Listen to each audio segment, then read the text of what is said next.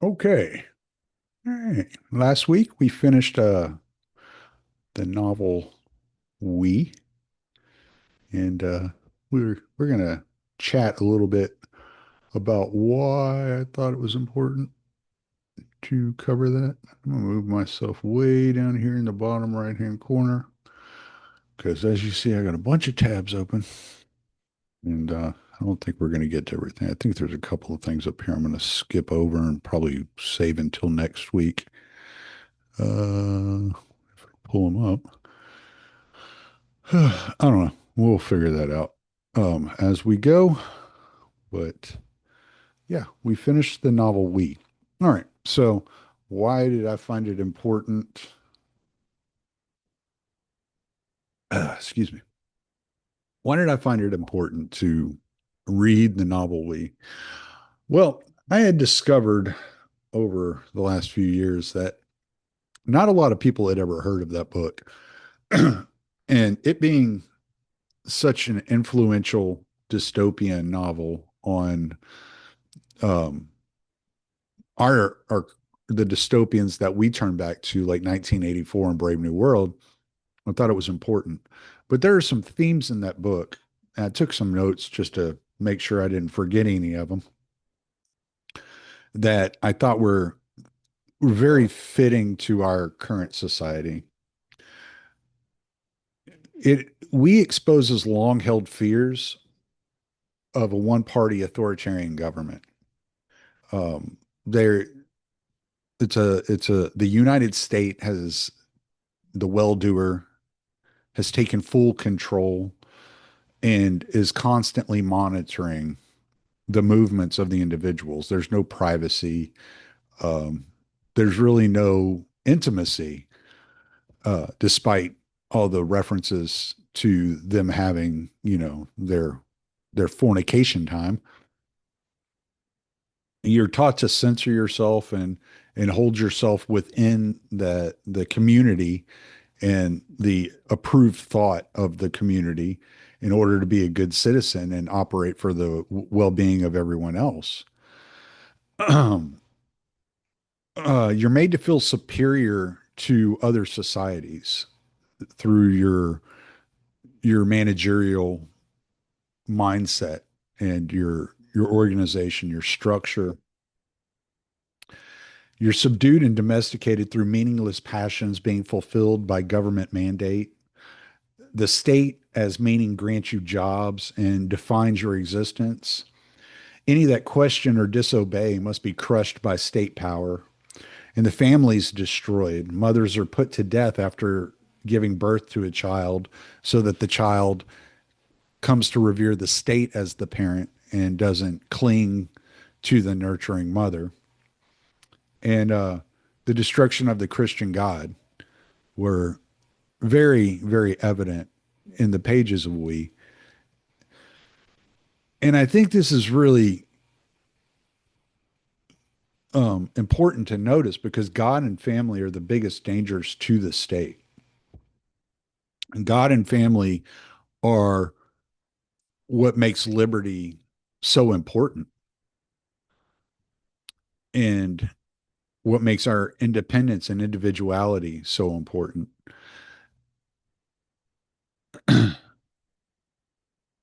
And it makes me think of like the story of the Tower of Babel. I just started thinking, I was like, all right, so like for hundreds of years, there were these warring tribes, clans, and hordes clashing with each other, going to war with each other, killing each other. And the leaders of these clans, these hordes, and these tribes continued to come together and try to make peace and sign treaties and get together until eventually everything kind of settled and they were able to begin working together for what they thought was the good of humanity. But what they were doing is they were trying to replace God with the government, with the establishment, with the elite class, with the managerial class that were making the decisions, and they came together and they started to build this unifying global structure that we know as the Tower of Babel, which is an interesting symbol because the tower represents a manufactured mountain. And the reason being is because in the past, throughout history, all religions saw their gods as living up on top of a mountain. This is where you get Mount Olympus and all these things. It's that was like where the Garden of Eden was, at the top of a mountain. Like the gods dwelled on tops of mountains. And so they were they were they were orchestrating and erecting a man-made mountain for man to reside on top of, for man, the elite class, to be the gods of the society underneath, right? Moses went up to the top of the mountain to get the Ten Commandments. They were going to the top of the mountain to rule with an iron fist over the society below them, that existed below them. And it's just quite an interesting symbol. We don't know if they were like truly like erecting a temple or a mountain or a tower, but what they were doing is they were uplifting themselves and making themselves at the center and putting themselves up as equals with God. And God found a way to destroy that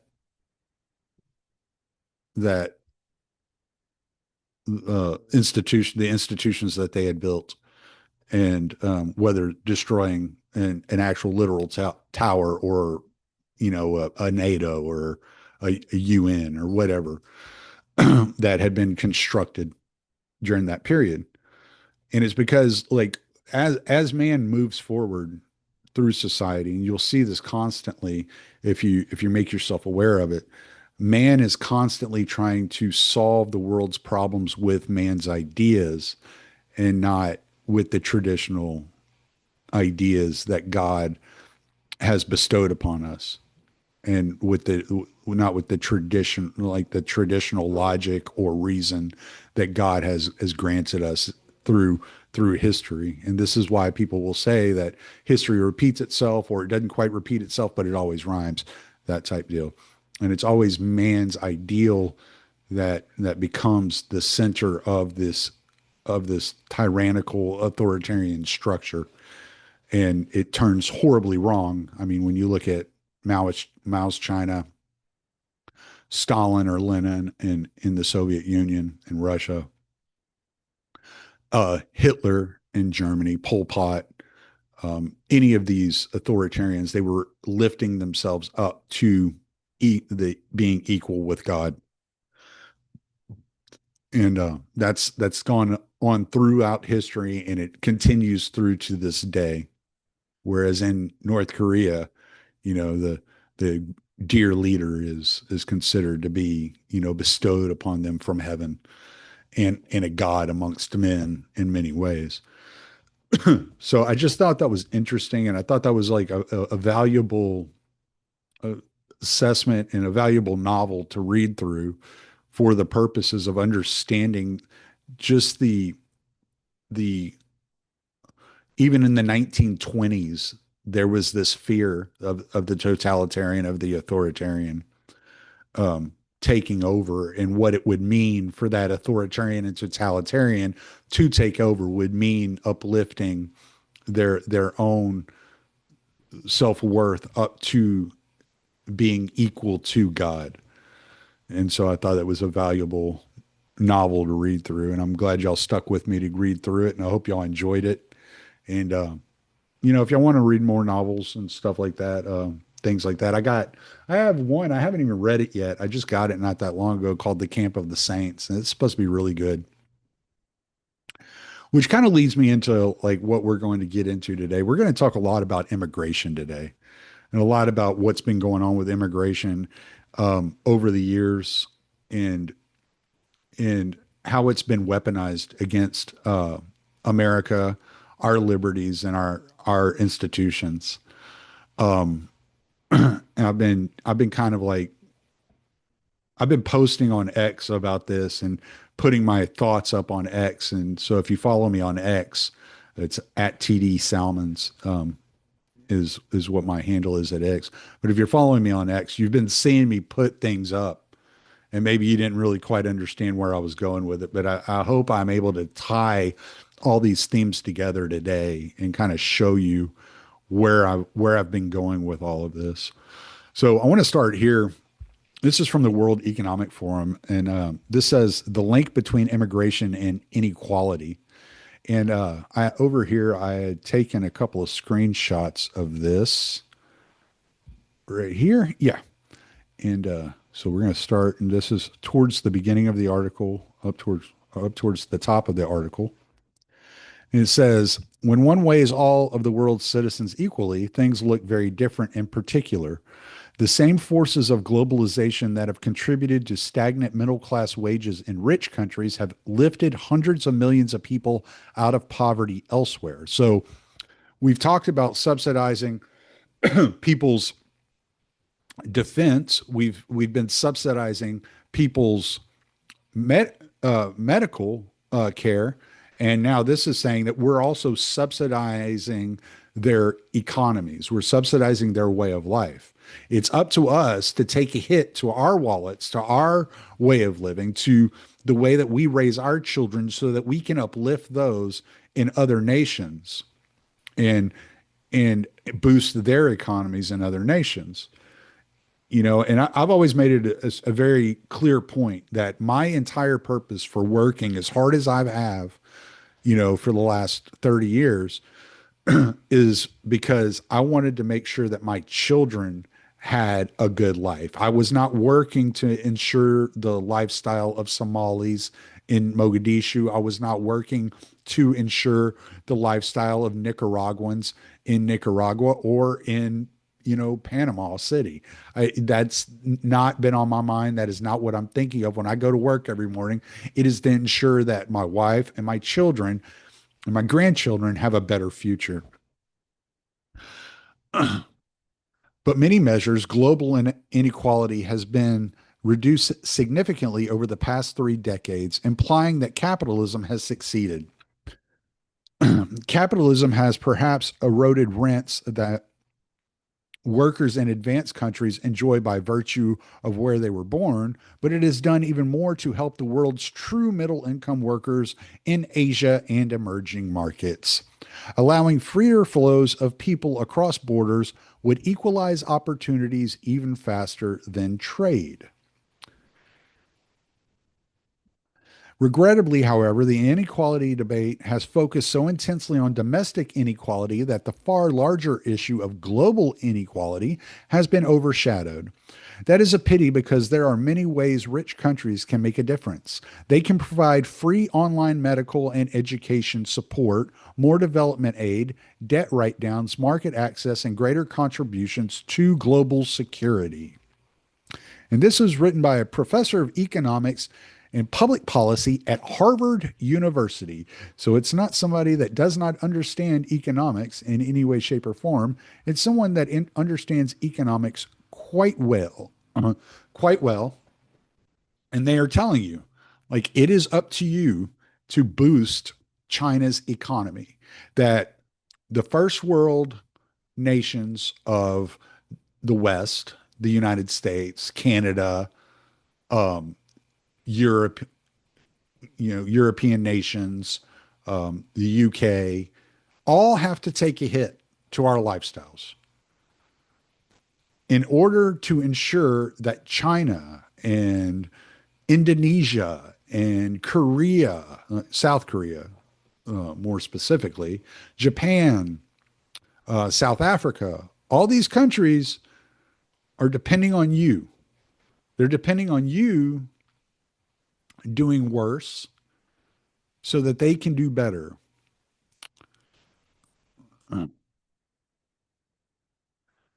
And as evidenced here, don't turn all that. So here at the White Papers Policy Institute X account, they say 37% of Nicaragua's GDP is remittances from the U.S. That's about $6.2 billion a year. 25% of El Salvador's GDP is remittances from the United States. 27% of Honduras's economy. 19% of Guatemala's economy.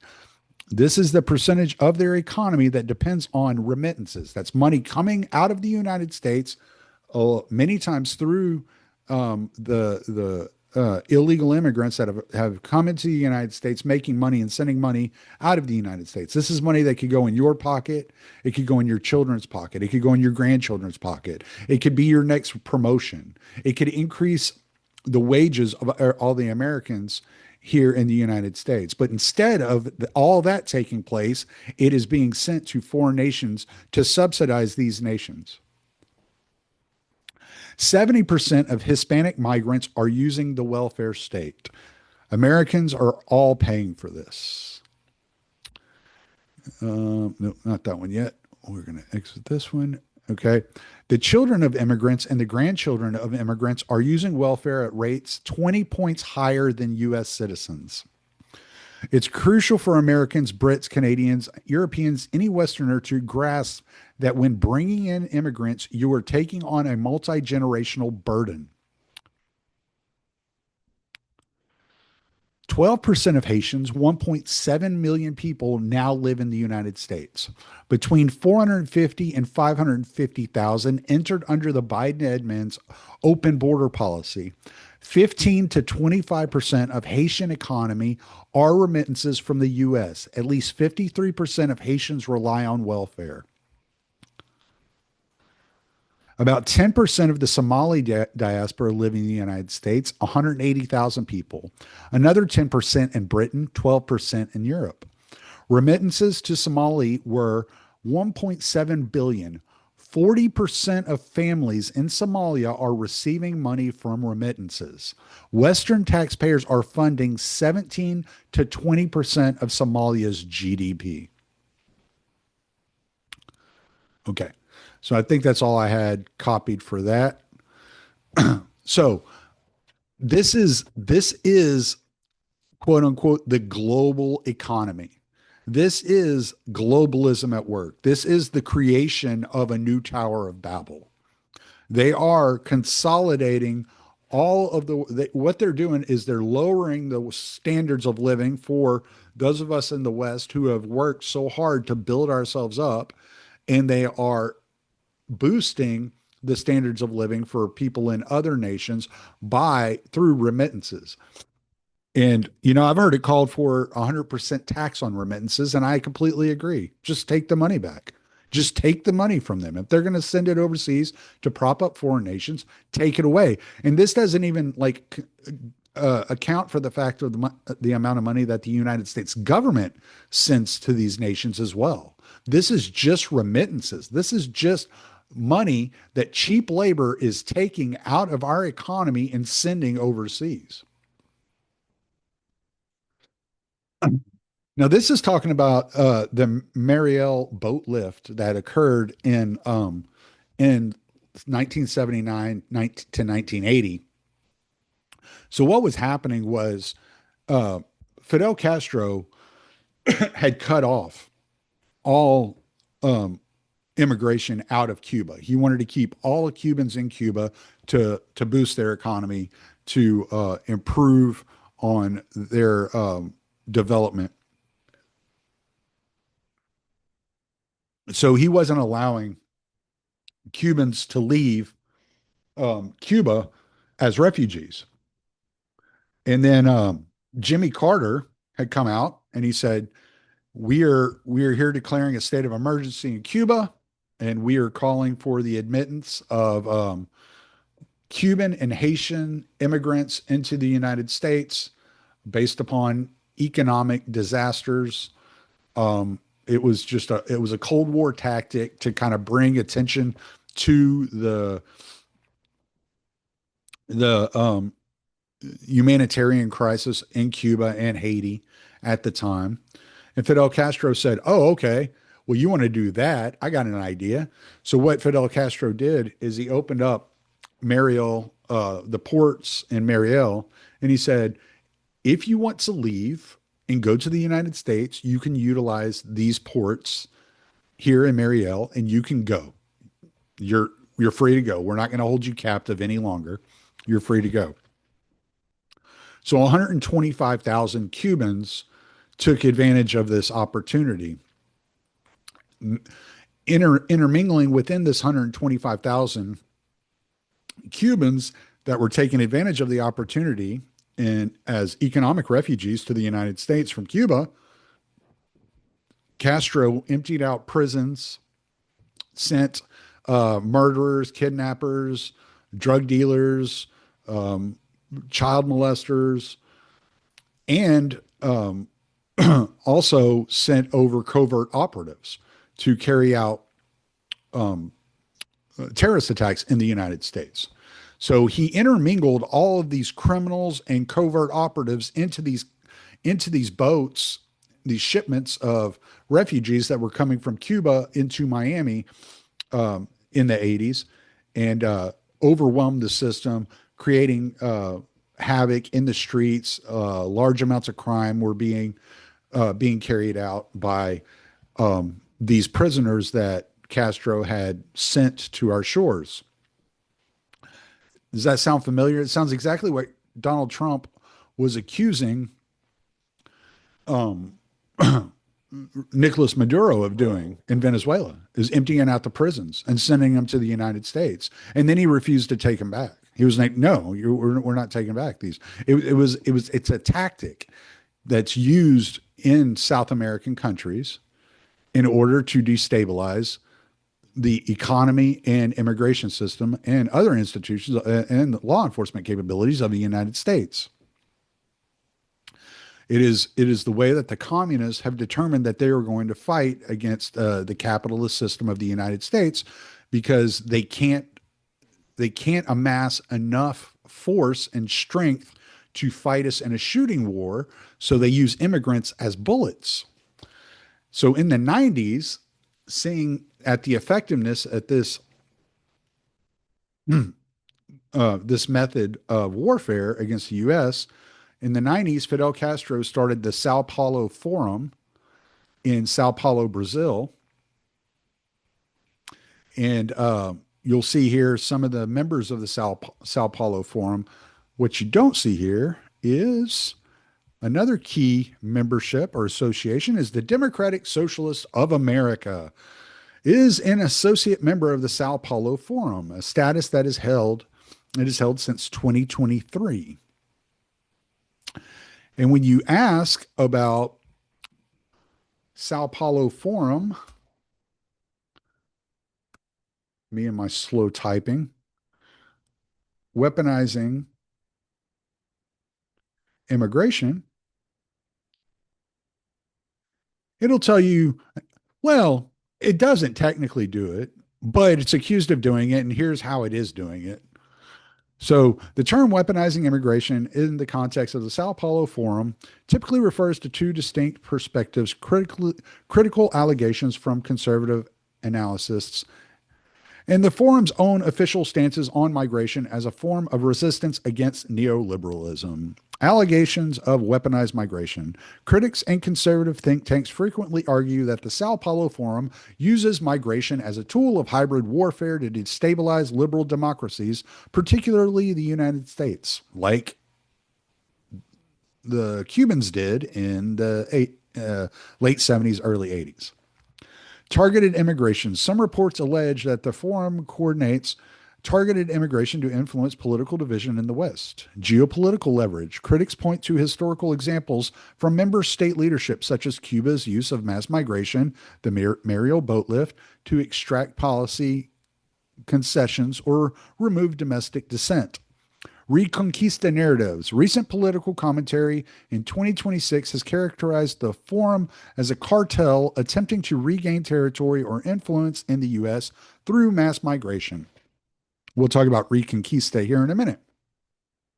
The forum's official stance: the Sao Paulo Forum frames migration not as a weapon, but as a human rights issue caused by external forces. Critique of neoliberalism. The forum's 2023 final declaration argued that migration is deepened by the harmful effects of neoliberalism, forcing people to abandon their land in search of survival.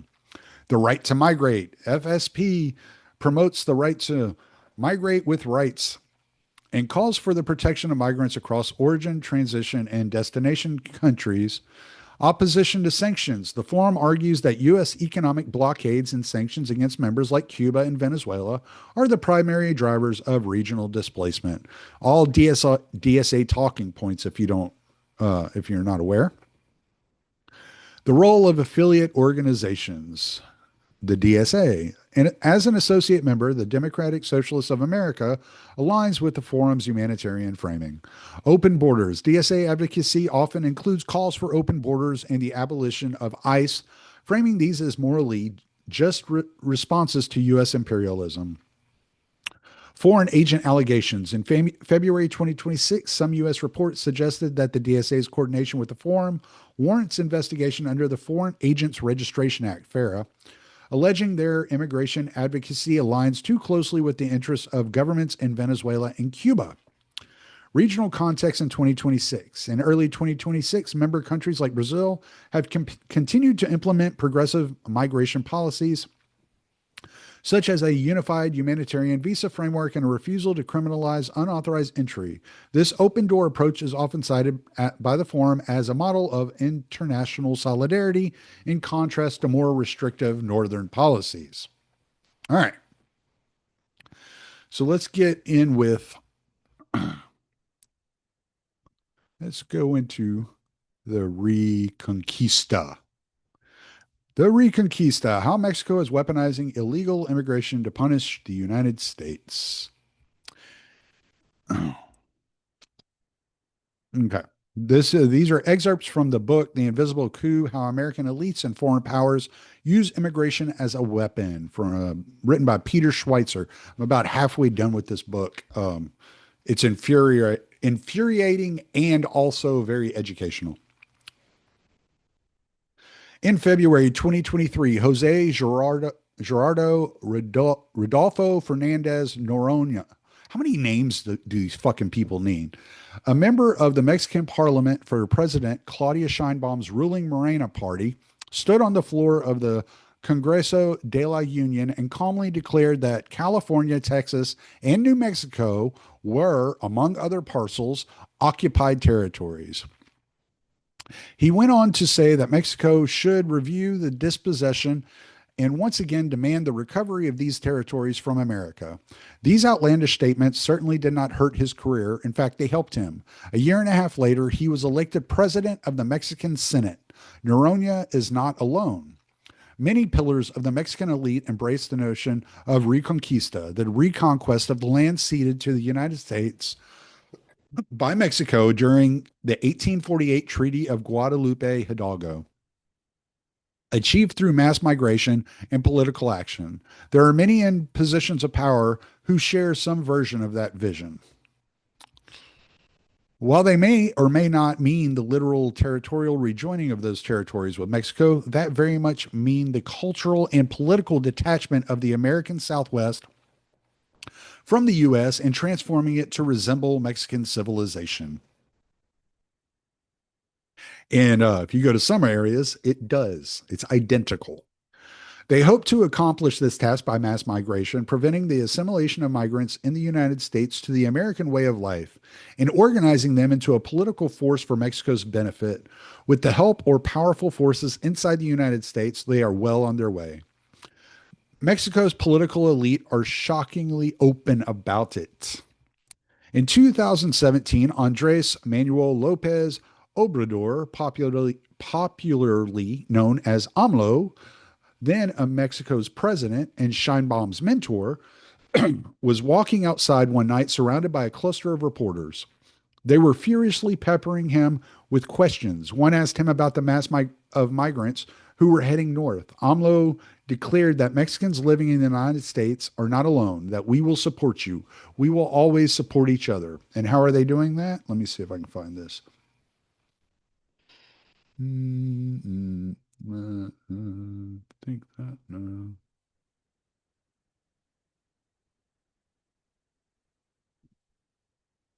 No, that's not it. Let's see. Is that it? Yes. Okay. So we'll go back to that article here in a minute. But here, Rosella Suarez is a congresswoman in Mexico, in Michoacan, and she lives in Chicago. Other diputados, deputies, various positions in Congress in Mexico for various states in Mexico live within the borders of the United States.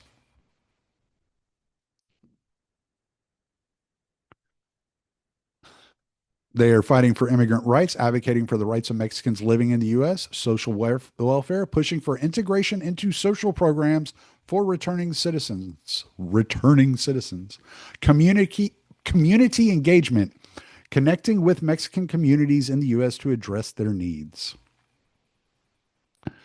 And there is an article, if I go back, close this out, this article here, boom, will tell you about the Mexico solidarity, serving Mexico in the U.S. Rosa, Rosalia and the five, let me see. So many Mexicans have spent years living and working in both Mexico and the U.S. Mexican Congresswoman Rosalia Suarez is one of these. Her feet are wide apart, one in Michoacan, one in Chicago, and like others, she wants no country to force her to choose one or the other. Rosalia and the five diputadas, or and one senator, one senator who live in the U.S. have double consciousness and double duty. They travel to Mexico when the Mexican Congress is in session, but their homes are in San Diego, Chicago, Los Angeles, and more. Their passion and commitment is to serve both constituencies.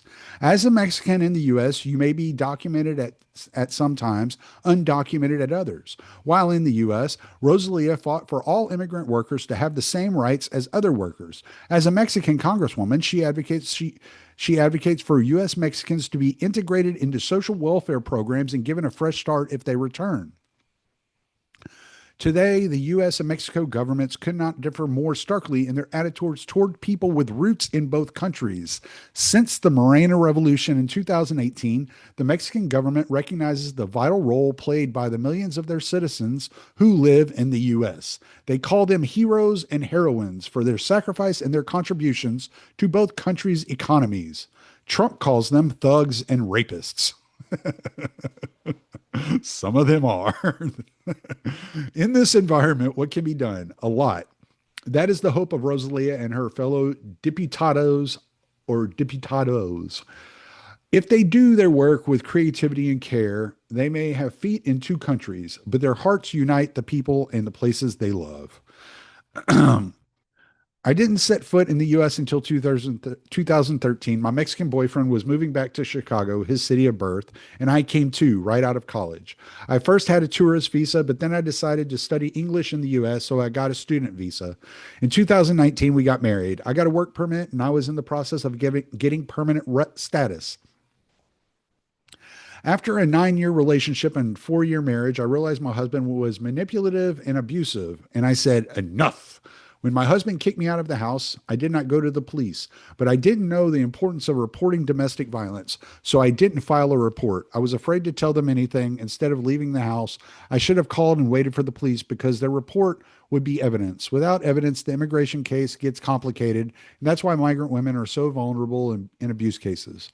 In 2023, we separated. At first, I kept my social security number and my work permit, but on returning to the U.S. after a trip to Mexico, Customs took away my residency permit. I'm still stuck in the visa machine waiting for my status to get resolved. I've moved back to Mexico, but still have my apartment and car in Chicago. Over 12 years going back and forth to Mexico, but living mostly in the U.S., I've been documented and undocumented. I've lived with constant uncertainty. In Chicago, I worked as a waitress and bartender, a cashier, and a Spanish teacher. I was considered an essential worker during the COVID pandemic.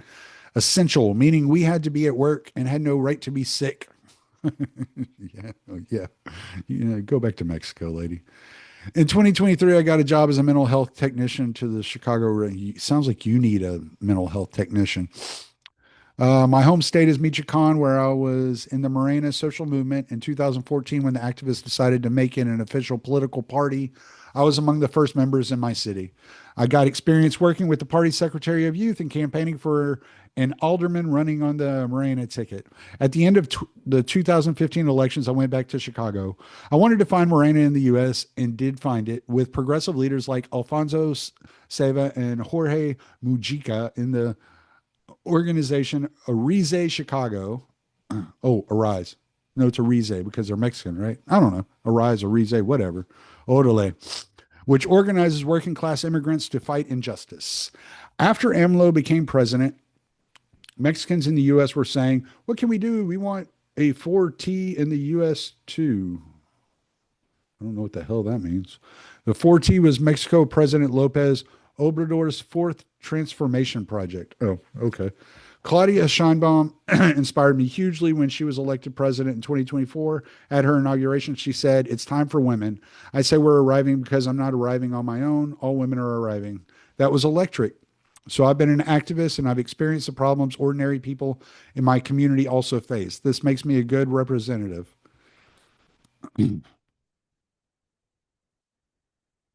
President Trump's big, beautiful bill says the U.S. will start charging a 1% tax on remittances. That's not enough. This is unfair because we've already paid income tax on this money. Who cares? We can't change U.S. laws, but Mexico created a new use for a government issued bank card called Finabian, which can handle both dollars and pesos. Beginning January 1st, Mexicans in the U.S. can use it to send money directly to Mexico and avoid the new tax. They can also skip Western Union's high fees. We're designing tools that other countries can copy too. Furthermore, when a Mexican citizen dies in the United States, the Mexican government, depending on their citizen's economic status, of course, will pay up to $1,300 to transfer the body to Mexico for burial. We take care of people even after they die. Okay. Anyway, so that gives you an idea of what these politicians in America, that are Mexican politicians in America, are doing and what they're working on. They're working on undermining American law by utilizing Mexican law.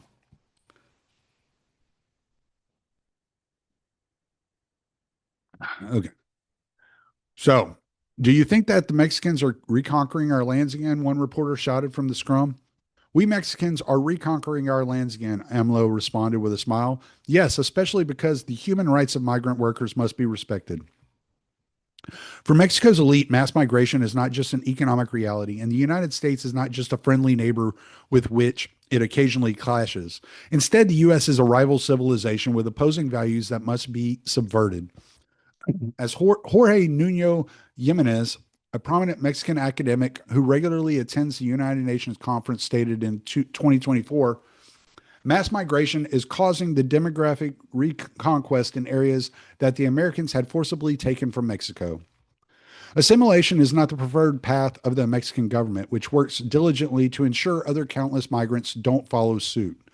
Alberto Vieira Gomez, the founding director of the Mexican news agency, Agencia Mexicana de Noticias, opined in a 2023 article that migrants are quietly carrying out a reconquest of the territories the U.S. took from us in 1848. He warned that once the Americans figured out what was going on, migrants should watch out for Yankee fundamentalism, noting that the reconquest, you damn Yankees up there, you New Yorkers and Bostonians, y'all need to stop it with your fundamentalism. Noting that the conquest of the Aztec territory, which doesn't extend into Texas, New Mexico, Arizona, or California, there were no Aztecs or Mayans in those areas or regions, but whatever. And the day the gringos realize this diabolical fundamentalism will become macabre. In 2025, Octavio Paredes Lopez, the former president of the Mexican Academy of Sciences, cheered on subversive migration to the United States. We are witnessing the greatest peaceful and silent reconquest of our identity that history has ever recorded, he proclaimed. Reconquista does not necessitate a change in governance or ownership. In the minds of many Mexican leaders, the cultural and political weapon presented by mass migration into the United States is enough to fundamentally transform it. In July 1997, Mexican President Ernesto Zedillo traveled to Chicago to address the National Council of La Raza, a nonprofit Hispanic organization in the U.S. with considerable political power. Founded in 1968, La Raza, the race, began as a militant organization committed to Latino liberation. In 2017, the name was changed to Unidos US. Domestic activist organizations like this loom large in Mexico's subversive strategy. I have proudly proclaimed that the Mexican nation extends beyond the terribly enclosed the ter- I'm sorry, in, extends beyond the territory enclosed by its borders. You can just proclaim it. Zedillo told La Raza members to cheers in the American heartland, and that Mexican migrants are a very important part of it. And, and Zedillo meant it. The Mexican government amended the Constitution that year to allow Mexicans in the United States who had received their American citizenship to remain Mexican citizens.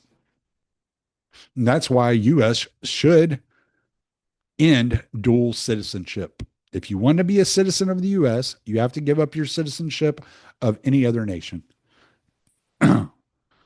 As one Mexican congressman explained, it signifies the recognition that nations are more than concrete, special territorial resources. Belonging to Mexico is fixed in bonds of a cultural and spiritual order, in customs, aspirations, and convictions that today are the essence of a universally recognized civilization. With millions of Mexicans having migrated to the U.S. before the turn of the millennium, the pro Mexican ethos was now a growing force inside the United States. After the U.S. passed a law in 1996 to limit illegal immigration, President Zedillo expressed his belief that the U.S. government does not actually have full sovereignty over Mexicans living in the country. We will not tolerate foreign forces dictating and enacting laws on Mexicans, he said, the foreign forces being the U.S. federal government. All right. There you go. I would suggest go get this book. What's it called again? The Invisible Coup: How American Elites and Foreign Powers Use Immigration as a Weapon, and read up on all that stuff. Oh, and that's, I don't know if we're going to get to that. We're definitely going to do that tonight. Okay.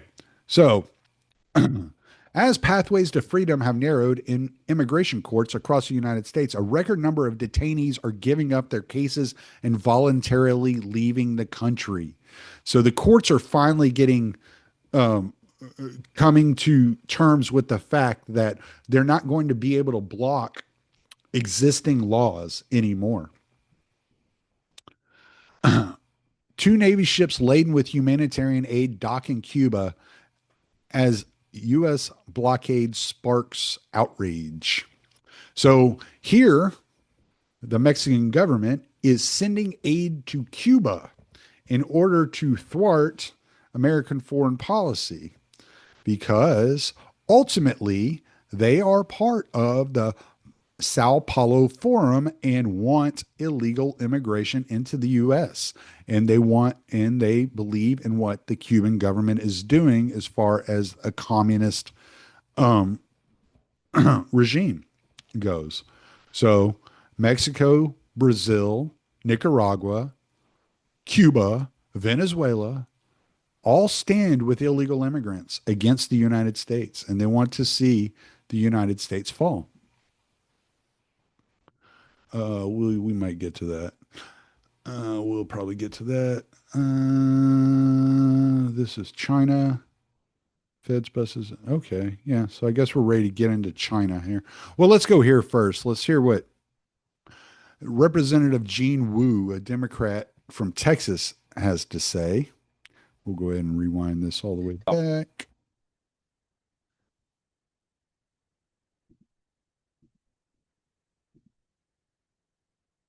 Here we go. Go full screen here. Not like it's necessary to go full screen, but we went full screen. Well, are you not going to play now? You're just going to be retarded? You were just playing a second ago.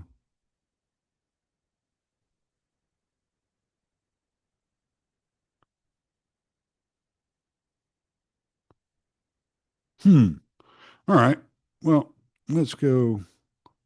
Let's go here then. Floodgates closed. 8 in 10 asylum seekers now booted by judges as Trump attempts to restore borders. Nearly 80% of migrants seeking asylum in the U.S. were sent packing in the last quarter as immigration judges take a tougher line under the Trump administration, which has made it a priority to restore the border. In the same span, there's been an accompanying spike in deportations. In December, there were 38,215 illegal migrants given the boot, nearly double the 19,265 in December of 2023 under President Joe Biden, and 53% more than the 24,979 in December 2024, according to data compiled by Syracuse University. So we're starting to get the increase in deportations. Here, I copied this. So deportations in 2025, there are approximately 622,000 individuals deported by the end of 2025. There were 1,900,000 self-deportations. There were 63,730 or 65,735 migrants still in ICE detention as of December of 2025. So you're looking at about 2.5 million, so 2.5 million deportations, whether self-deported or deported by, oh shit, I just deleted something. By Donald Trump.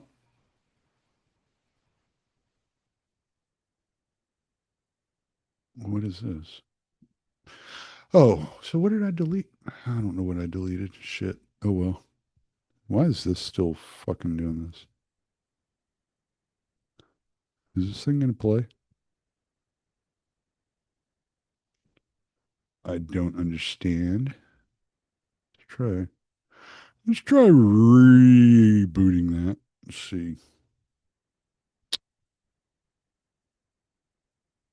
I always tell people the day the Latino, African American, Asian, and other communities realize that they share the same oppressor is the day we start winning. Because we are the majority in this country now. We have the ability to take over this country and to do what is needed for everyone and to make things fair. But the problem is our communities are divided. They're completely divided. And I talk about this. I always. So they're going to continue to tell you that all this stuff I read to you from Peter Schweitzer is a complete conspiracy theory. They're going to continue to tell you that the Great Replacement is just a conspiracy theory. But then we have this report from News Nation. This one I will definitely. Is a beautiful part of California. Quiet suburbs, nearly perfect climate, but there's something secret here involving pregnant Chinese women. At one of the upscale apartments, federal agents swarm the building. It's one of the many Chinese baby tourism busts in the area, what neighbors call baby farms in normally quiet suburban neighborhoods. I see them every once in a while and then I don't see them again. Are they pregnant? Ever? Yes. How many in one house? Maybe like 7 to 10, I would say. 7 pregnant women all in one house. Well, so it was just like a regular house, like maybe like a 3-bedroom house, and then out of nowhere, and it's right on the corner. The busts date back a decade, targeting Chinese women who fly into the United States on tourism visas midway through their pregnancies to have their babies on U.S. soil, so the babies are U.S. citizens. Illegal Chinese birthing agencies organized the trips, charging upwards of $100,000. These were, criminal enterprises in a very true sense that operated both here in the United States with also employees in China who would recruit. And would they just show up to the hospital when they were ready to have the baby? Yeah, the organizers here had contacts at hospitals, knew the facilities where they should ultimately go and have that child, because this was it was an industry. The organizers of these schemes were responsible for birth tourism of thousands of babies. So they had a system in place. Acting U.S. Attorney Joseph McNally says that system birthed 30 Don't you do that. into U.S. citizenship. A lot of these places just sort of blend in. This is a motel in Orange County where the Chinese pregnant women would come and stay for months until giving birth. I rented a room at this motel.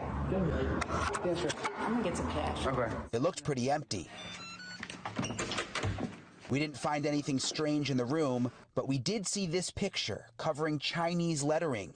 And neighbors say pregnant Chinese women have come and gone for years.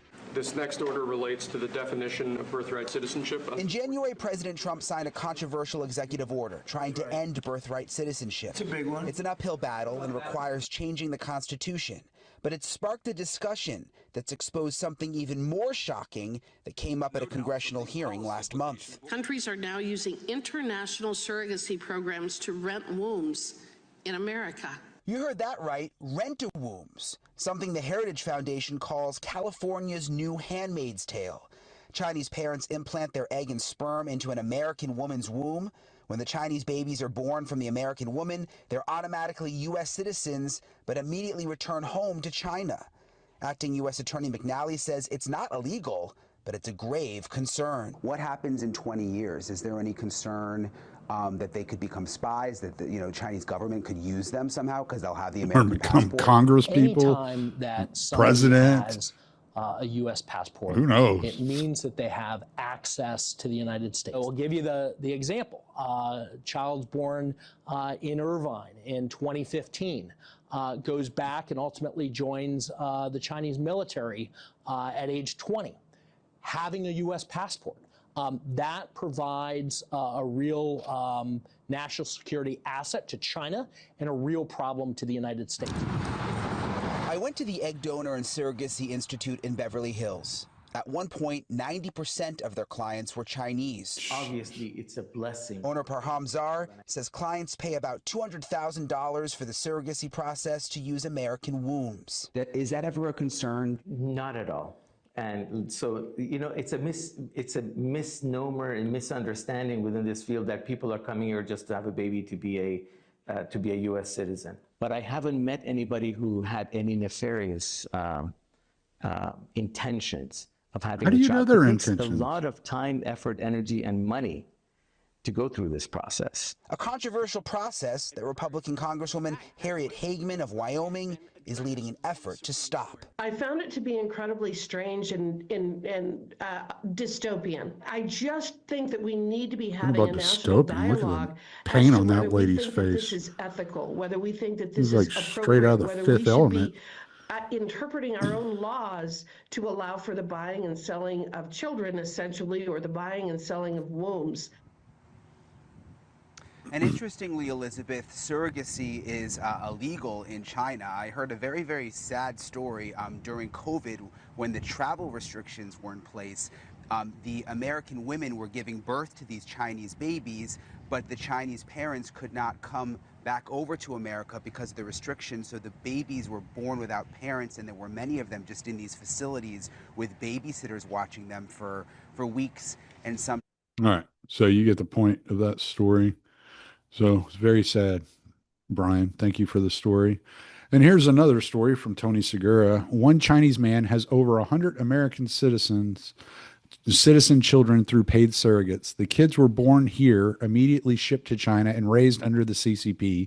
107 Chinese-owned surrogacy companies operate in Southern California alone. The federal government has no idea how many total cases exist. Here's how the operation works. Rich Chinese men linked to the CCP pay American women $50,000 to carry their child. Chinese sperm, American surrogate, U.S. birth certificate, baby goes straight back to China. Those kids can eventually vote in our elections, infiltrate our colleges, universities, corporations, and government.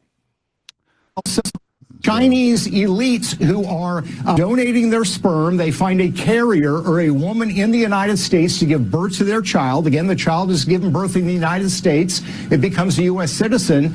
The Wall Street Journal found a couple of weeks ago Chinese elite that had over 100 children that were born this way. Again, the federal government has no idea of the numbers. We looked at just Southern California, and there we found, Laura, 107 Chinese-owned surrogacy companies in just Southern California. All right.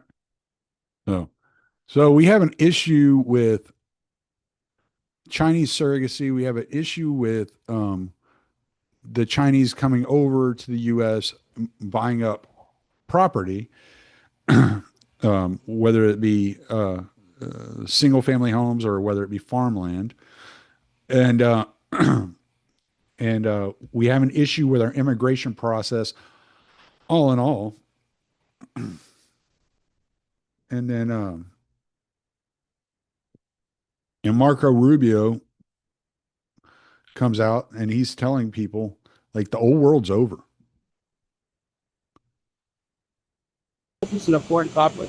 My third time, twice as Secretary of State, while a lot of members of Congress there, so well, we'll see them tomorrow as well. So it's important, and I think it's at a defining moment. And I refer you back to even the speech or the statement I gave during my nomination hearing, Secretary of State. The world is changing very fast right in front of us.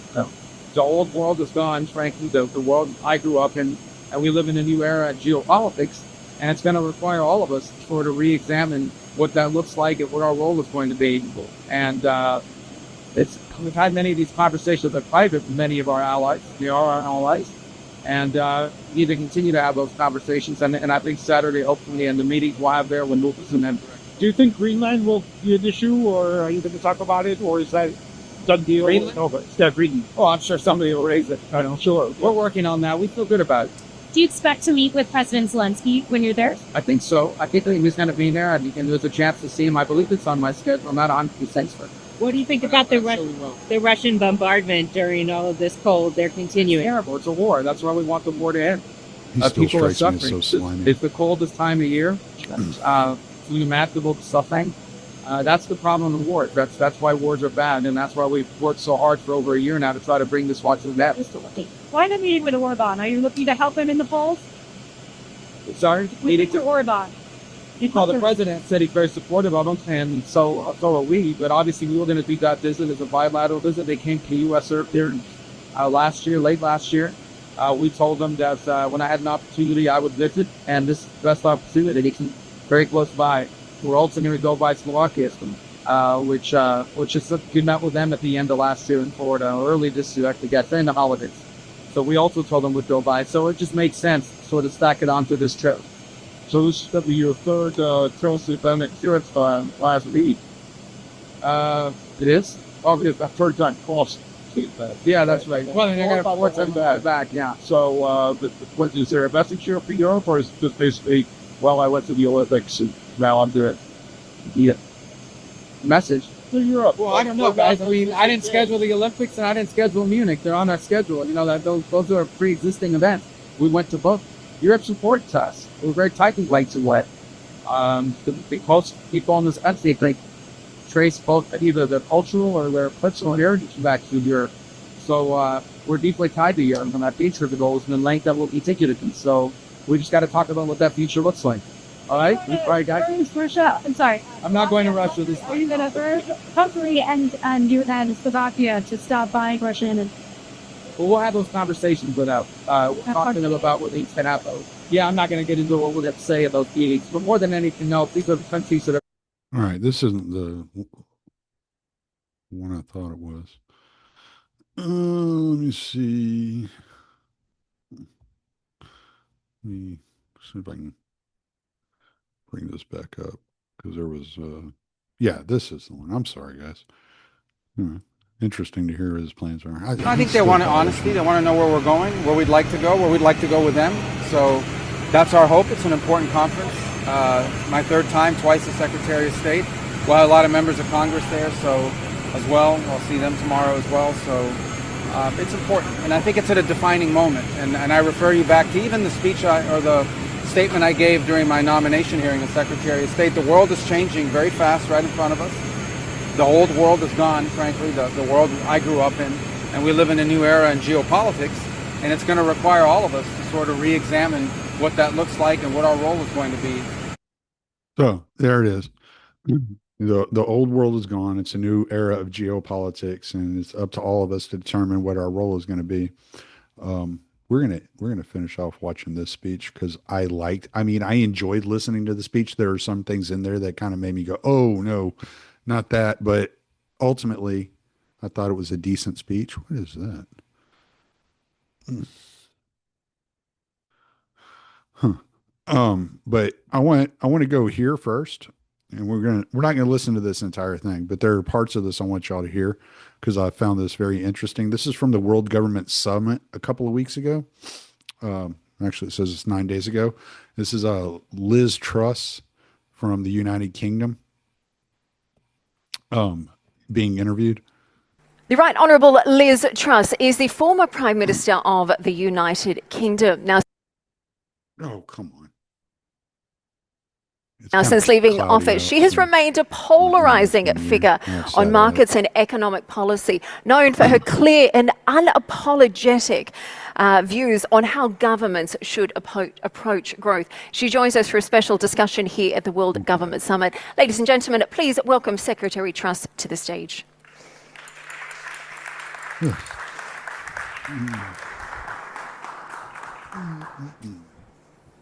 Thank you very much for joining us. Now, I know you've flown in this morning, so thank you very much. What a pleasure to welcome you here at the World Government Summit. Now, lots of things to ask you today about where the world is sitting, but for a moment, let us quickly address the elephant in the room, because, of course, your leadership was, of course, defined by the rather disastrous mini-budget of 2022. We saw markets react not very well to that. So, as we gather here today, and we have policymakers, government figures, leading CEOs in the room today. Tell me, Secretary Truss, why do you feel... First of all, it's not Secretary. Okay. But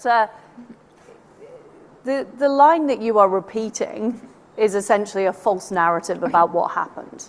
And what actually happened was Britain's pension market had been very badly regulated. We had a lot of pension funds that were exposed to rises in interest rates.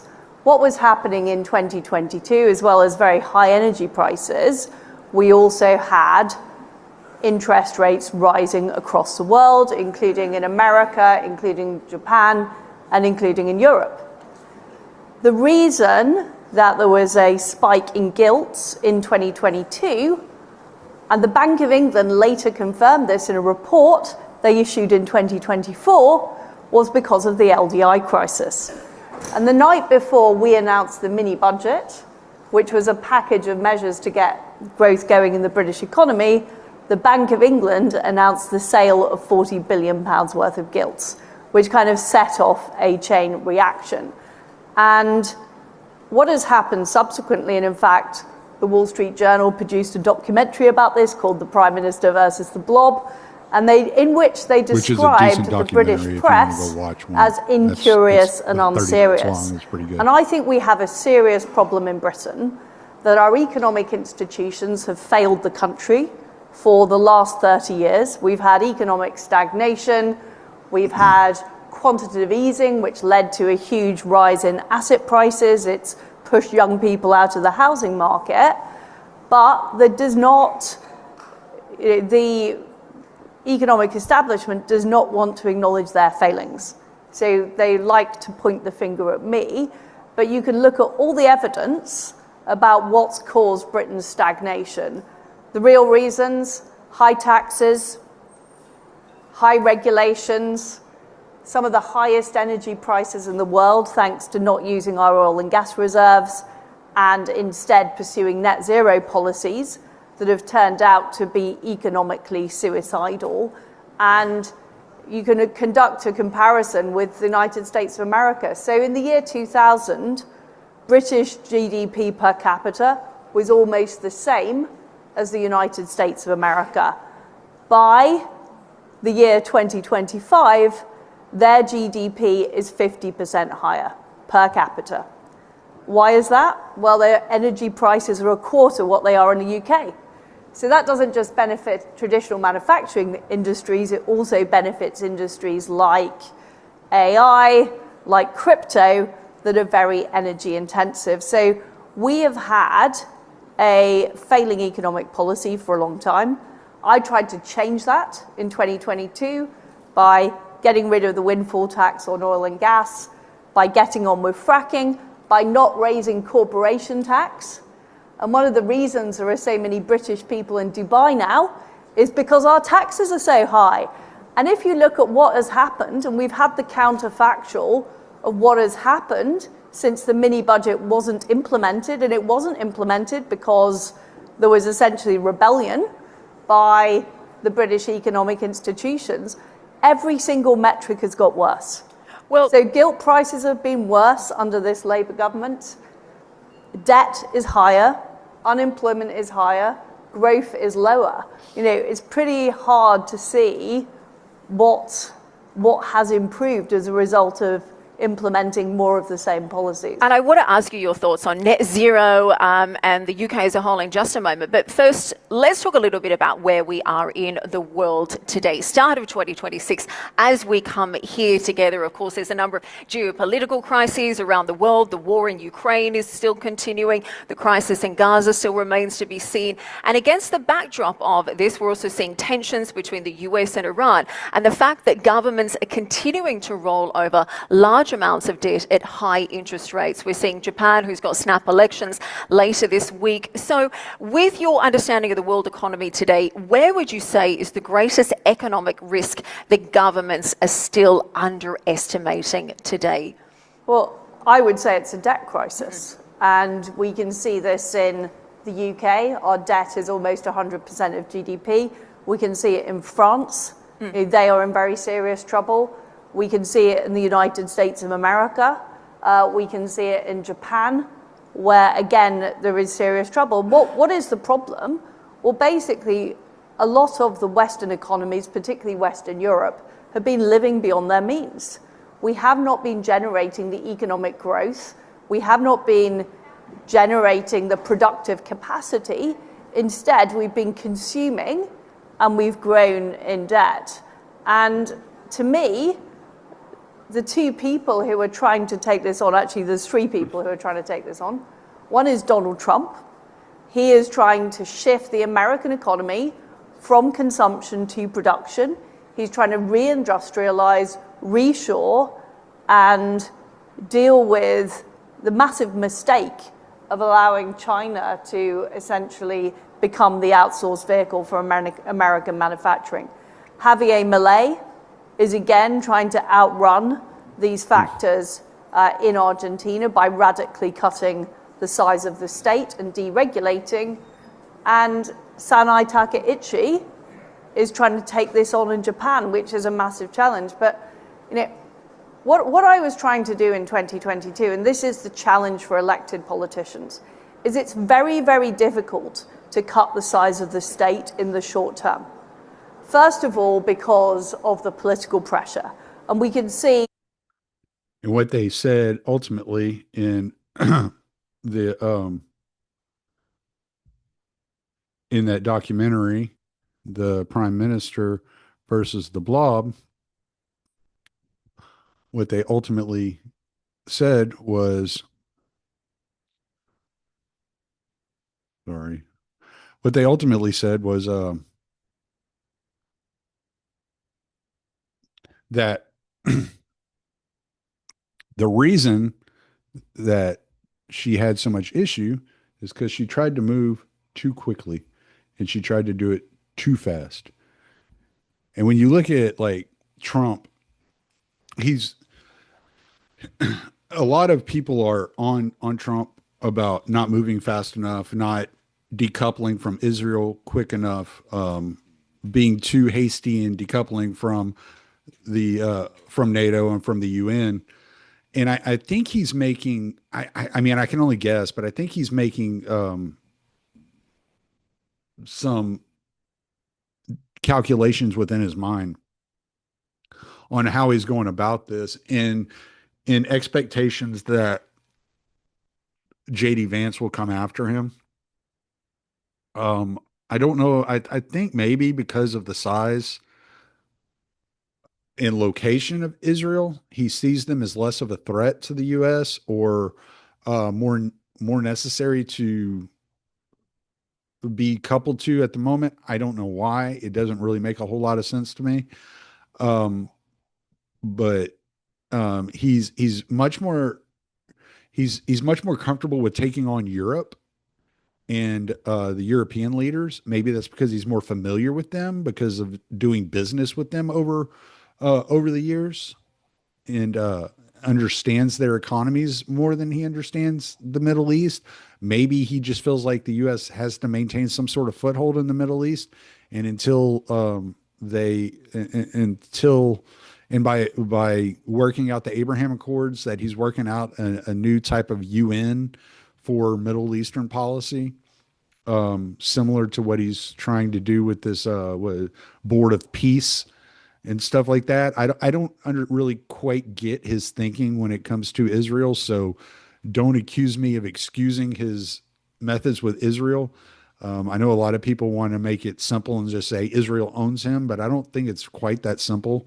I think there's more to his thought process and the way that he interacts with these other nations and nations leaders that I haven't quite figured out why he treats some way and others another.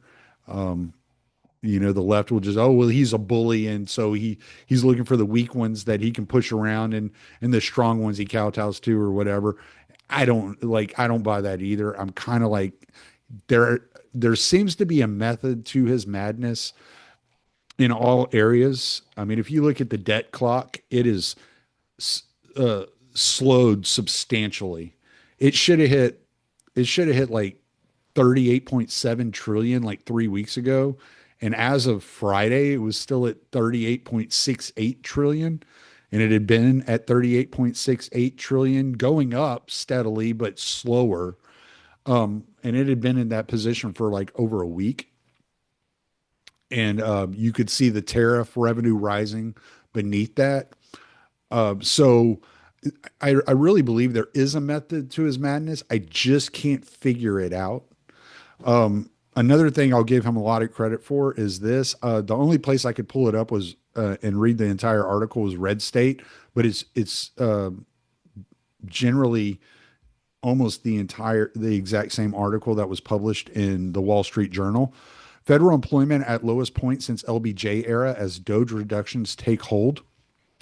So if you look here, the number of federal government employees is now at its lowest level in 50 plus years, dropped off a cliff after Trump was elected. So that's that there. For a long time, the working assumption in Washington was that the federal government only grows, agencies expand, programs multiply, headcounts inch upward year after year, blah, blah, blah. Where does it say? Okay, so Defense and Veteran Affairs, two of the largest federal employees, saw tens of thousands depart. Health and Human Services to reduce its workforce from 82,000 to 62,000. USAID staffing drop was steep from 4,800 to just 378. The Department of Education trimmed 1,700 positions, landing at 2,500 employees. It's at its lowest point since 1966. I think both 1966 and today, the number of federal employees was at 2.1 million. So if you look at the monthly employment update from December 2025 to January 2026, non-farm payroll employment increased by 130,000 to 158.63 million. Private sector payroll employment increased by 172,000 to 135.33 million. Government payroll employment decreased by 42,000 to 23.3 million. The headline unemployment rate decreased by 0.1% points to 4.3%. The broadest measure of unemployment decreased by 0.4 percentage points to 8%. The labor force participation rate increased by 0.1% to 62.5%. From January 2025 to January 2026, for all employees on private non-farm payrolls, average nominal weekly earnings increased 4.32%. Average nominal hourly earnings increased by 3.71%. Food production and non-supervisory employees on private non-farm payrolls average weekly earnings increased by 4.39%. Average nominally hourly earnings increased by 3.77%. You see in January 2023 how low the unemployment rate had gotten, and then it had started rising again going into 2025, and now it's dropping again. From December 2025 to January 2026, the best performing sectors were private education and health services and professional and business services. The worst performing sectors were federal government and financial activities. Let's fucking go. I like that. From January 2025 to January 2026, the best performing sectors were private education and health services and leisure and hospitality. The worst performing sectors were federal government and trade, transportation, and utilities. Oof. And then it gets into the whole, all the tables and metrics and all that good jazz. But so it looks like in a lot of ways we're on the right path, despite, well, maybe because of the deportation of so many illegals and refugees in this country, then we're seeing the pay rise, the incomes increase. We're seeing unemployment decrease. So this is a good thing, and hopefully this keeps up. And this is what Liz Truss was talking about.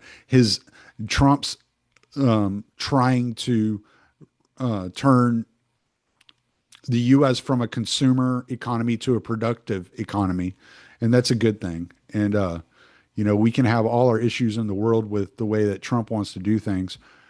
But I think ultimately that's really a good thing. Another thing we got to look at here, the foreign censorship threat, part 2, Europe's decade-long campaign to censor the global internet and how it harms American speech in the United States. Executive summary. The Committee on the Judiciary of the U.S. House of Representatives is investigating how and to what extent foreign laws, regulations, and judicial orders compel, coerce, or influence companies to censor speech in the United States. As part of this oversight, the committee has issued document subpoenas to 10 technology companies, requiring them to produce communications with foreign governments, including the European Commission and European Union, member states regarding content moderation. In July 2025, the committee published a report detailing how the European Commission, the executive arm of the EU, weaponizes the Digital Services Act, DSA, a law regulating online speech to impose global online censorship requirements on political speech, humor, and satire. Since then, pursuant to subpoena, technology companies have produced to the committee thousands of internal documents and communications with the European Commission. These documents show the extent and success of the European Commission's global censorship campaign. The European Commission, in a comprehensive decade-long effort, has successfully pressured social media platforms to change their global content moderation rules, thereby directly infringing on Americans' online speech in the United States. Though often framed as combating so-called hate speech or disinformation, the European Commission worked to censor true information and political speech about some of the most important policy debates in recent history, including the COVID-19 pandemic, mass migration, and transgender issues. After 10 years, the European Commission has established sufficient control of global online speech to comprehensively suppress narratives that threaten the European Commission's power. Prior to the committee's subpoenas, these efforts largely occurred in secret. Now the European Commission's efforts have come to light for the first time, informing the committee on legislative steps it can take to protect American free speech online. And this is something that has been coming up for quite a while. Here we have this article that popped up. When was this? In 2024, August of 2024, UK police commissioner threatens to extradite jail US citizens over online post. We'll come after you. London's Metropolitan Police Chief warned that officials will not only be cracking down on British citizens for commentary on the riots in the UK, but on American citizens as well. We will throw the full force of the law at people, and whether you're in this country committing crimes on the streets or committing crimes from further afield online, we will come after you, Metropolitan Police Commissioner Sir Mark Rowley told Sky News. And then we had that issue late last year where that comedian was locked up whenever he landed in the UK, and he was arrested for comments he made on X while in the US about transgenders and made jokes. So I think it was Wyoming is doing, trying to pass the Granite Act. Preston Byron, a legal fellow of the Adam Smith Institute who does our legal representation in the U.S., is proposing the Granite Act, guaranteeing rights against novel international tyranny and extortion. It could significantly shift the landscape of free speech, especially on U.S.-based tech platforms, if it becomes law. The Granite Act aims to allow U.S. persons, individuals, or companies to sue foreign governments or regulators that attempt to impose censorship or content moderation rules on them. Under the bill, foreign censorship enforcement would lose sovereign immunity in U.S. courts. The bill sets up a private right of action. If a foreign regulator attempts to force a U.S.-based platform or user to moderate or remove content, the affected party can bring a civil lawsuit for damages, statutory damages, treble damages, or a share of revenue, and seek injunctive relief. It also prohibits state cooperation in states that adopt it with foreign censorship enforcement, meaning local authorities couldn't help foreign regulators apply their laws to U.S. entities. Its purpose is to shield U.S. platforms from foreign speech laws. If passed at federal or widely adopted at state level, it could protect U.S.-based tech companies from legal pressure by foreign governments seeking to force them to comply with the foreign country's content or online safety laws. That means platforms might feel more confident hosting speech that would be legal in the U.S., even if disallowed overseas. And I mean, it continues. It would reduce external censorship. The aim is to protect user rights under U.S. free speech norms. The act reinforces the principle that U.S. free speech protection under the First Amendment should govern what happens on U.S. servers, regardless of foreign laws. If the Granite Act becomes law, it might make U.S.-based platforms less vulnerable to foreign attempts to apply censorship standards, which many see as a win for free expression globally, or at least for Americans. The protections are primarily for U.S.-based entities or users. So what we're looking at here is we're looking at global communists and global capitalists, like whether it's the World Economic Forum, the Democratic Socialists of America, that are working basically in congruency together in order to globalize the American way of life. And you know, it's like I said a while back, multiculturalism is it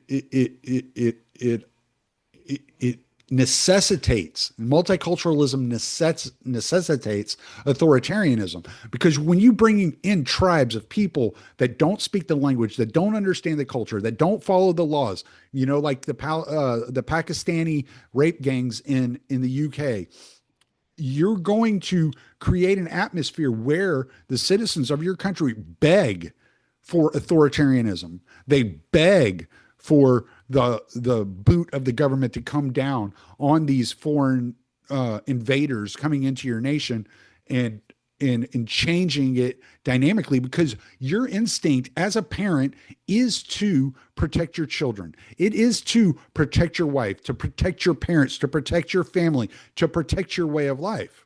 And if people are coming in trying to change that way of life, then your instinct is going to be either I have to do something violently and physically to stop what I see happening in front of me at the expense of my freedom and my liberty, or I have to get the government to put the boot down and become an authoritarian, tyrannical structure in which we see more riots and violence throughout the streets of the nation.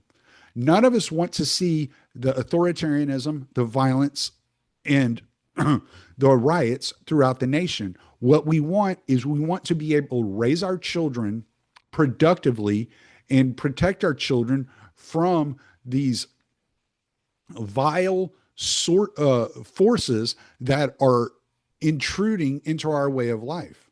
We want to be able to give our children a better life than what we have. We want our children to have more opportunities than what we have. And what we see is this collaboration between these globalists, the global capitalists of the WEF and the World Government Summit, along with Davos and many others, working hand in hand with global communist regimes in order to oppress our way of life and uplift the third world. Well, we don't want our way of life oppressed. I don't mind if I would love the third world to come out of the third world and become the first world, but not at the expense of my children. I put it on X before. My children are more important than your children. My point was that I have a preference, and that preference moves out of that window into other windows. It starts with my children, my family, my wife.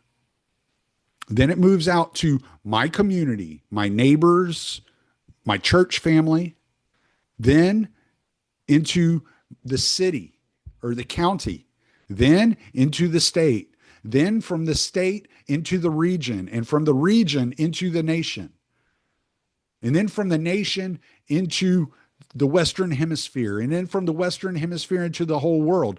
But my preference starts at the micro with my own children. God gave me these children to care for and to look after and to give the best opportunity in life to. And I'm not going to negate that responsibility on behalf of some ideological fever dream. Anyway, I'm going to play this Marco Rubio speech. I think it's about 30 minutes long, but I think y'all enjoy it. Well, this one's 15 minutes. Maybe it's only 15 minutes. I thought it was about 30 minutes. Maybe it's only 15 minutes. I want to know, have you made this mistake with your holster? And by mistake, I mean, did you get a... No, not that. Skip that. Okay. We are connected culturally. We want Europe to be strong. We believe that Europe must survive. Because the two great wars of the last century serve for us as history's constant reminder that ultimately our destiny is and will always be intertwined with yours. Because we know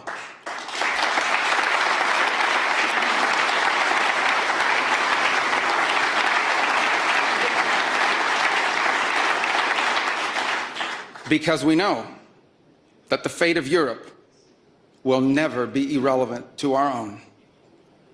National security, which this conference is largely about, is not merely a series of technical questions. How much we spend on defense or where, how we deploy it, these are important questions. They are. But they are not the fundamental one. The fundamental question we must answer at the outset is, what exactly are we defending? Because armies do not fight for abstractions. Armies fight for a people. Armies fight for a nation. Armies fight for a way of life. And that is what we are defending. A great civilization that has every reason to be proud of its history, confident of its future, and aims to always be the master of its own economic and political destiny. It was here, in Europe, where the ideas that planted the seeds of liberty that changed the world were born. It was here in Europe which gave the world the rule of law, the universities, and the scientific revolution. It was this continent that produced the genius of Mozart and Beethoven, of Dante and Shakespeare, of Michelangelo and Da Vinci, of the Beatles and the Rolling Stones. And this is the place where the vaulted ceilings of the Sistine Chapel and the towering spires of the great cathedral in Cologne, they testify not just to the greatness of our past or to a faith in God that inspired these marvels. They foreshadow the wonders that await us in our future. But only if we are unapologetic in our heritage and proud of this common inheritance can we together begin the work of envisioning and shaping our economic and our political future. Deindustrialization was not inevitable. It was a conscious policy choice, a decades-long economic undertaking that stripped our nations of their wealth, of their productive capacity, and of their independence. And the loss of our supply chain sovereignty was not a function of a prosperous and healthy system of global trade. It was foolish. It was a foolish but voluntary transformation of our economy that left us dependent on others for our needs and dangerously vulnerable to crisis. Mass migration isn't some fringe concern of little consequence. It was and continues to be a crisis which is transforming and destabilizing societies all across the West. Together, we can reindustrialize our economies and rebuild our capacity to defend our people. But the work of this new alliance should not be focused just on military cooperation and reclaiming the industries of the past. It should also be focused on together advancing our mutual interests in new frontiers, unshackling our ingenuity, our creativity, and the dynamic spirit to build a new Western century. Commercial space travel and cutting-edge artificial intelligence, industrial automation and flex manufacturing, creating a Western supply chain for critical minerals not vulnerable to extortion from other powers, and a unified effort to compete for market share in the economies of the global South. Together, we can not only take back control of our own industries and supply chains, we can prosper in the areas that will define the 21st century. But we must also gain control of our national borders. Controlling who and how many people enter our countries, this is not an expression of xenophobia. It is not hate. It is a fundamental act of national sovereignty. And the failure to do so is not just an abdication of one of our most basic duties owed to our people. It is an urgent threat to the fabric of our societies and the survival of our civilization itself. And finally, we can no longer place the so-called global order above the vital interests of our people and our nations. We do not need to abandon the system of international cooperation we authored, and we don't need to dismantle the global institutions of the old order that together we built. But these must be reformed. These must be rebuilt. For example, the United Nations still has tremendous potential to be a tool for good in the world. But we cannot ignore that today, on the most pressing matters before us, it has no answers and has played virtually no role. It could not solve the war in Gaza.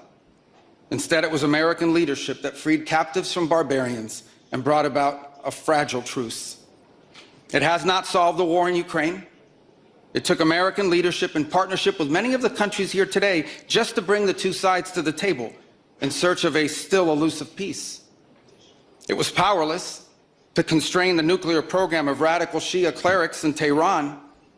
That required 14 bombs dropped with precision from American B-2 bombers.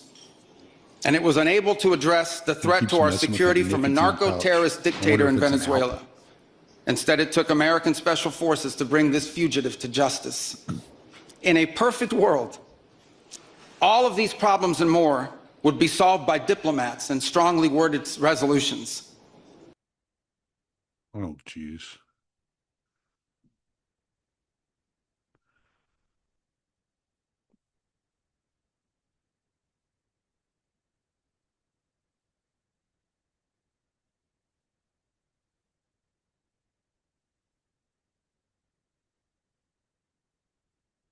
Not gonna let me skip this. Oh, there's the skip. I was on top of it. Perfect world. And we cannot continue to allow those who blatantly and openly threaten our citizens and endanger our global stability to shield themselves behind abstractions of international law which they themselves routinely violate. This is the path that President Trump and the United States has embarked upon. It is the path we ask you here in Europe to join us on. It is a path we have walked together before and hope to walk together again. For 5 centuries, before the end of the Second World War, the West had been expanding. Its missionaries, its pilgrims, its soldiers, its explorers pouring out from its shores to cross oceans, settle new continents, build vast empires extending out across the globe. But in 1945, for the first time since the age of Columbus, it was contracting. Europe was in ruins. Half of it lived behind an iron curtain, and the rest looked like it would soon follow The great Western empires that entered into terminal decline, accelerated by godless communist revolutions and by anti-colonial uprisings that would transform the world and drape the red hammer and sickle across vast swaths of the map in the years to come. Against that backdrop, then as now, many came to believe that the West's age of dominance had come to an end, and that our future was destined to be a faint and feeble echo of our past. But together, our predecessors recognized that decline was a choice, and it was a choice they refused to make. This is what we did together once before, and this is what President Trump and the United States want to do again now, together with you. And this is why we do not want our allies to be weak, because that makes us weaker. We want allies who can defend themselves so that no adversary will ever be tempted to test our collective strength. This is why we do not want our allies to be shackled by guilt and shame. We want allies who are proud of their culture and of their heritage, who understand that we are heirs to the same great and noble civilization, and who together with us are willing and able to defend it. And this is why we do not want allies to rationalize the broken status quo rather than reckon with what is necessary to fix it. For we in America have no interest in being polite and orderly caretakers of the West's managed decline. We do not seek to separate, but to revitalize an old friendship and renew the greatest civilization in human history. What we want is a reinvigorated alliance that recognizes that what has ailed our societies is not just a set of bad policies, but a malaise of hopelessness and complacency. An alliance is the alliance that we want is one that is not paralyzed into inaction by fear. Fear of climate change, fear of war, fear of technology. Instead, we want an alliance that boldly races into the future. And the only fear we have is the fear of the shame of not leaving our nations prouder, stronger, and wealthier for our children. An alliance ready to defend our people, to safeguard our interests, and to preserve the freedom of action that allows us to shape our own destiny. Not one that exists to operate a global welfare state and atone for the purported sins of past generations. An alliance that does not allow its power to be outsourced, constrained, or subordinated to systems beyond its control. One that does not depend on others for the critical necessities of its national life. And one that does not maintain the polite pretense that our way of life is just one among many, and that asks for permission before it acts. And above all, an alliance based on the recognition that we, the West, have inherited together. What we have inherited together is something that is unique and distinctive and irreplaceable, because this, after all, is the very foundation of the transatlantic bond. Acting together in this way, we will not just help recover a sane foreign policy, it will restore to us a clear sense of ourselves. It will restore a place in the world.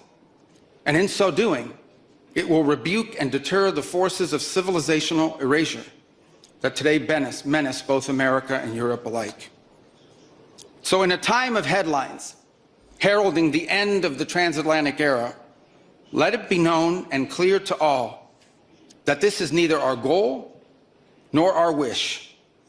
Because for us Americans, our home may be in the Western Hemisphere, but we will always be a child of Europe.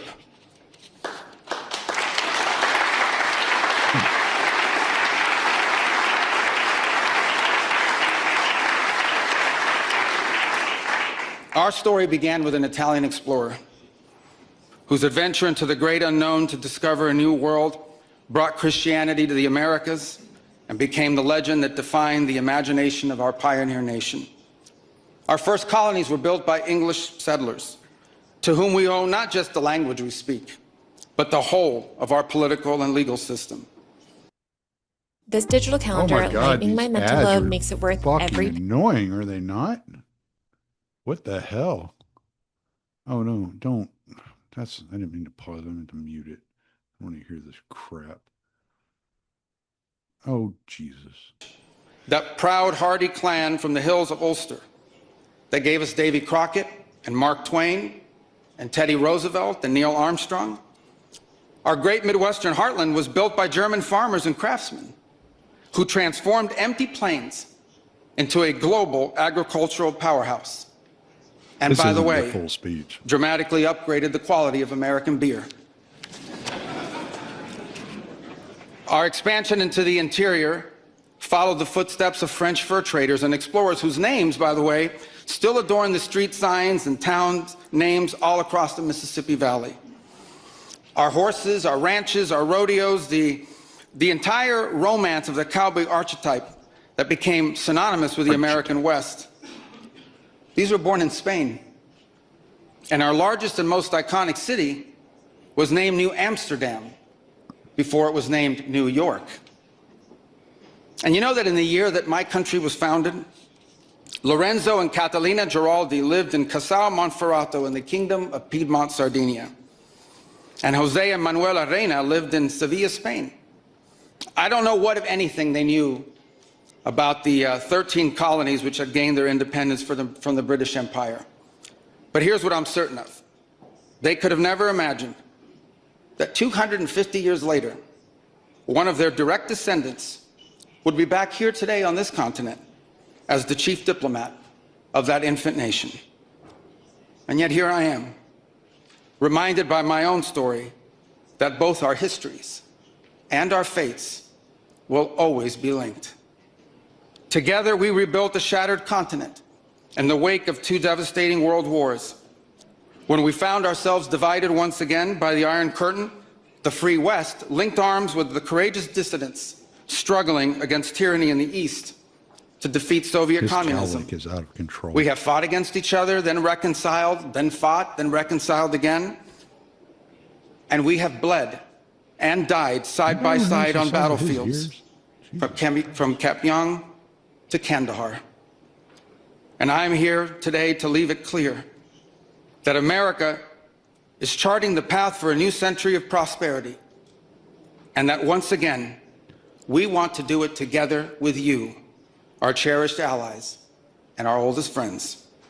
You got ears like Spock. I don't even know if that before. This isn't the full speech. Apparently, even though it says it's the full speech right here, it says full speech. It is not the full speech. The full speech is 29 minutes long. I don't know why this shortened version popped up as the full speech, but you get the idea. It was a decent speech. There was a little bit where he talks about empire and so, yeah, here it is right here, 29 minutes and 14 seconds. So if you want to watch the whole speech, there it is, 29 minutes and 14 seconds. He talks a little bit about empire and wanting to preserve the empire. And I have my issues with wanting to preserve the empire, but at this point in time, I don't think we're at a nucleus into which we can safely dismantle the empire and regain a republic foothold.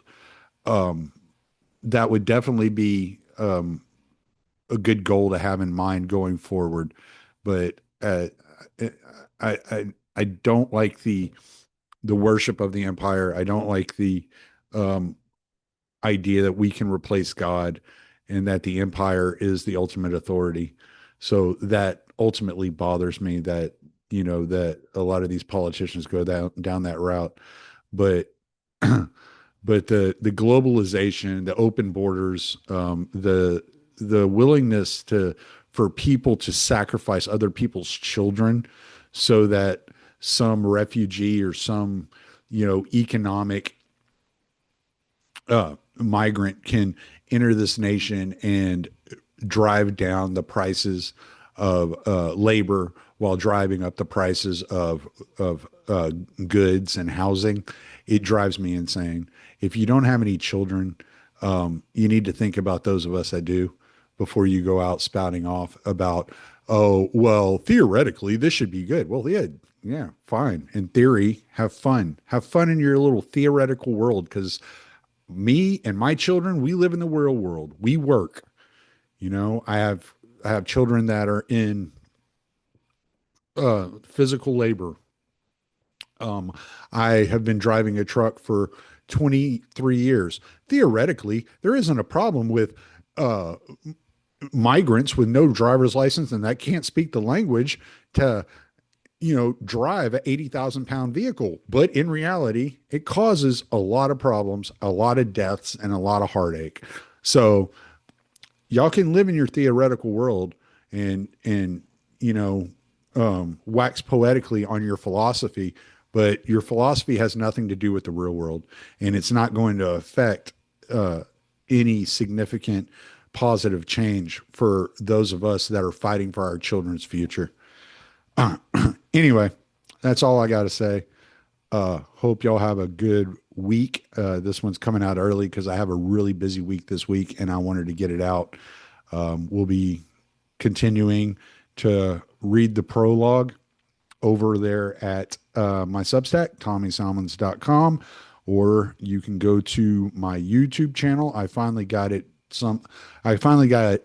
placed in a position where you can find it. It's at Year Zero Pod on YouTube. So you can find the prologue either at Year Zero Pod on YouTube or TommySalmons.com, my Substack. So I will see y'all then, and we will be looking forward to doing another podcast next week. Until then, you got to keep fighting globalism, man.